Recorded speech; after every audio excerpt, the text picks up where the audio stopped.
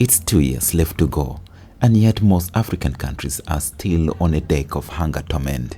2025 was set as a benchmark to fight off hunger in Africa through agriculture.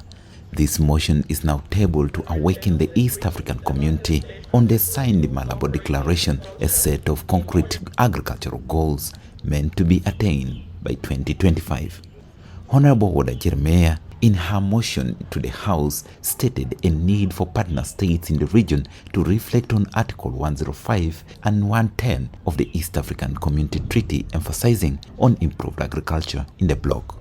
It's really very sad that in this era, we as East African, as an African at large, we still consider hunger and malnutrition as one of our major problems.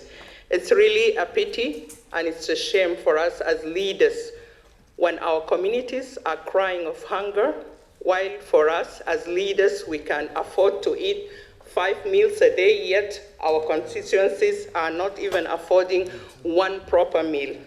This region is so blessed with a lot of natural resources and fertile lands. 80% of our lands are fertile, right, Honorable Speaker. And if we really invest in agriculture, we wouldn't have hunger as one of our problems in this region. Budget allocation to agriculture in partner states has remained at the bottom of national budgets.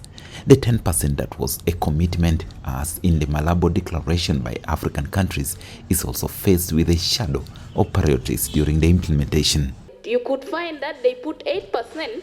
When it comes to the actual implementation, it is 2-point-something%. So it's really a challenge. I urge also the Committee of Agriculture to keep in touch with the committee in the National Assembly so that we could, have the facts finding. We would like this Malabo Declaration be fast-tracked, but when a motion is moved and the Council of Ministers is urged to take action, I would also love to see a time frame of reporting to see whether action has been taken, and that's what makes our legislation very effective. Dependence on food aid in Africa is now seen as a vice to be eliminated. Members call for reviewed national policies on humanitarian aid in the region. Financial or food support only is marked as a virus that keeps citizens on generational poverty line.